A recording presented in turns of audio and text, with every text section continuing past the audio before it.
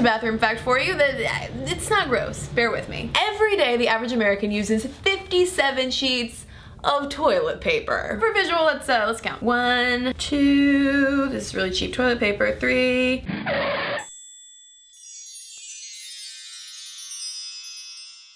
$51, 2, 3, 4, 5, 6, and 7. That's 57 sheets of toilet paper that we use every day. And you know one super fast way that Americans could cut down on using all of this? If we got with the rest of the world and started using bidets. For those of you who don't know much about the bidet, it's kind of like a water fountain toilet thing where you squat over and there are jets of water that clean off your rectal region. Clearly I am eloquent when it comes to talking about butts and poops. The bidet was invented by this French furniture maker in the early 18th century. And it might sound weird that it was invented by a furniture maker, but the very first bidets, which were installed in French royal and aristocratic houses, were stationed in bedrooms because these were the days of chamber pots, when you went pee-pee and poo-poo the same place where you slept. Ugh. And for francophiles out there, the word bidet is translated to horse, or more specifically, a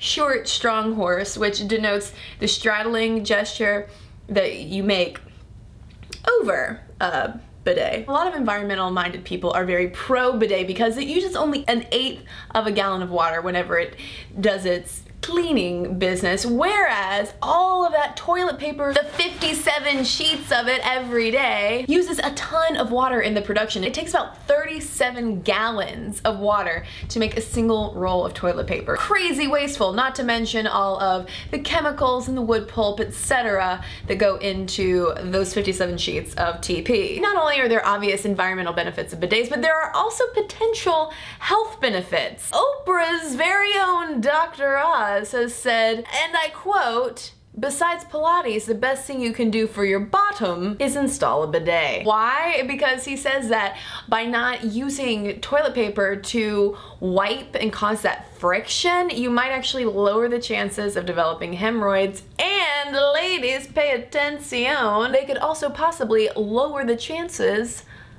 of urinary tract infections. Bidets are so wonderful. Then why don't Americans use them already? Some bidet historians suspect that it might be a holdover from our English ancestors who first reviled the idea of a bidet because they thought it was only an example of French hedonism. Perhaps le bidet is too French for Americans. Pardon this terrible French accent. And this wasn't helped by the fact that in World War II, American soldiers would patronize French brothels, see bidets in the bathroom, and thus associate bidets with sex that you don't talk about. A lot of times people think that we're just kind of squeamish about our butt area. Even though we're okay with taking 57 sheets of toilet paper and wrapping it around our hands and then cleaning. Using fresh, clean water and a hands-free method?